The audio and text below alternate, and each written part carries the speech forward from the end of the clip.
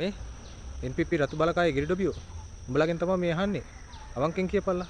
මේ කරන අධ්‍යාපන ප්‍රතිසංස්කරණ වලට උඹලා කැමතිද නැද්ද කියලා. යකෝ මේ ඇවිල්ලා රටේ දරුවන්ගේ අනාගතේ. ඒ අනාගතේ විනාශ දෙන්න හොඳ නැහැ. පූර්වය කරපු වාසනාවකට තමයි මේකේ සුලමුල හෙලිුනේ. නැත්තම් එහෙම මේක දරුවන්ගේ අතර ගිහිලා තිබ්බනම් කොච්චර ලොකු විනාශයක් වෙයිද කියලා පොඩ්ඩක් කල්පනා කරලා බලපල්ලා. ඒ හින්දා උඹලා ඔය හොදන කුණු තියනවනේ. ඕවා හොදන එක නවත්තපල්ලා. දරුවන්ගේ අනාගතය ගැන හිතපල්ලා. අපිත් ආසයි තමයි. අපිත් මේ රටේ තියෙන මේ නිදහස් අධ්‍යාපනයෙන් ඉගෙනගත්තු මිනිස්සු තමයි අපිත්. ඒ වුණාට මේ දරුවන්ගේ අනාගතය එහෙමයි කියලා මේ නිදහස් අධ්‍යාපනය තුලින් මේක විනාශ වෙන්න දෙන්න හොඳ නැහැ කීයටවත්. දරුවන්ගේ අධ්‍යාපනය තවදුරටත් වැඩි දියුණු කරලා මේ රට ජාතියට වැඩක් වෙන විදිහේ ළමයින්ව මේ රට ලෝකෙට අපි දායාද කරන්න ඕනේ. එහෙමයි කියලා එනේන හැම මගුලම රෙද්දාසි දාගෙන කනෝ කියලා දඟලන්න එපා. උඹලා ආස ඇති 6 ශ්‍රේණියේ උඹලගේ ඉන්න දරුවෝන්ගෙන් පළවෙනි පාරට පළවෙනි පියවර හැටියට මේක පටන් ගන්නවට. ඒ වුණාට මේක හරි නැත්තම් හරි නැහැ කියන එක උඹලා පිළිගනින්න. ඒ හන්දා ගොබ්බ ගෝත මෝඩ මූසල වෙන්න එපා. මේ හැමදේම හරියට තේරුම් අරගෙන වැඩ කටයුතු කරපල්ලා. අධ්‍යාපන ප්‍රතිසංස්කරණයක් නෙමෙයි මේ කරන්න හදන්නේ අධ්‍යාපන පරිවර්තනයක්. ඒක උඹලා තේරුම් ගන්න. උඹලා හිතන්නේ මේක ප්‍රතිසංස්කරණයක් කරනවා. මේක ප්‍රතිසංස්කරණයක් නෙමෙයි. සම්පූර්ණයෙන්ම මේ යුගයේ අවශ්‍යතාවය වෙනුවෙන් කරන පරිවර්තනයක්.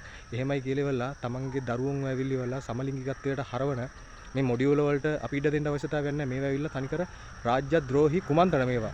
ඒ හින්දා මේවට ඉඩ දෙන්න එපා. උඹලා අම්මලා තාත්තලා හැටියට පොඩ්ඩක් කල්පනා කරලා බලපල්ලා. අපිටත් දරුවෝ ඉන්නවා. උඹලටත් ඒ වගේම දරුවෝ ඉන්නවා. දරුවන්ගේ අනාගතය හදන්න බලපල්ලා. එහෙම නැත්නම් තව ටිකක් කාලයක් යනකොට නිකන් හරි මේ මොඩියුලේ තියෙන පොත් මේ දරුවන්ගේ අතර ගිහිල්ලා තිබ්බනම් එහෙම මොකද්ද වෙන විනාශي කියලා හිතාගෙන ඊළඟට අම්මලා දුවලා මේ ආප්ප ගහන සංස්කෘතියක් ඇති වෙයි. තාත්තලා පුතාලා ලොල්ලෝ හැටියට සූප්පු කරන යුගයක් ඇති වෙයි. ඒ හින්දා ඒ තත්ත්වයට ඇති වෙන්න දෙන්න එපා. මේ අධ්‍යාපන ක්‍රමය වෙනස් වෙන්න ඕනේ. මේකෙන් හොඳ විදිහට දෙයක් වෙන්න ඕනේ.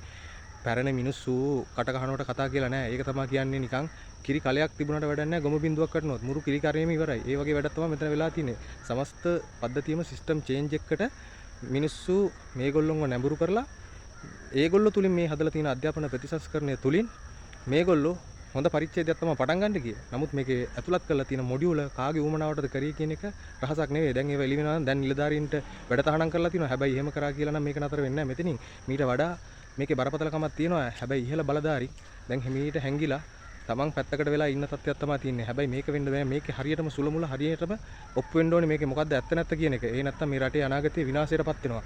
ඒ හින්දා උඹලා තවත් ඔය කුණු හොද දඟලන්න එපා. ඒ හන්ද මම මේ විශේෂයෙන් කියන්නේ ඔය පාරවල් ගානේ හැමතැනම රට වටේම අම්මලා තාත්තලා බෝඩ් එල්ලකට දඟලනවා, උද්ඝෝෂණ කරනවා, පිකටින් කරනවා, නිහඬ විරෝධතා කරනවා. ඒගොල්ලොන්ට තමයි මම මේ විශේෂයෙන් කියන්නේ හොඳ දෙයක් වෙනුවෙන් පෙනී ඉන්න. අපිත් ආසයි මේ රටේ මේ තියෙන අධ්‍යාපන ක්‍රමය වෙනස් වෙලා නව ඩිජිටල් කරණයත් එක්ක දරුවෝ ඉස්සරහට යනකොට අපිත් කැමතියි. ඒ වුණාට මේ වෙන අපරාධයට අපිට ඉඩ දෙන්න බෑ කීරවත්. ඒ හින්දා ඕගොල්ලොන්ට තමයි කියන්නේ ඕගොල්ලෝ මේ අධ්‍යාපන ප්‍රතිසංස්කරණය නැවත වතාවක් ගේන්න කියලා මේ කරන්න යන්නේ මහ විශාල අපරාධයක්. ඒ හින්දා මේකට කීරවත් ඉඩ දෙන්න එපා. ඒ හින්දා මේක ඕගොල්ලෝ හොඳට ඔලුවට දාගන්න. ඔලුවට දාගෙන ඕගොල්ලෝ මේකේ තියෙන බැරරුම්කම හිතට ගන්න. හිතට අරගෙන මේ ඕගොල්ලෝ පාරට බහිනවා නම් බදින්න.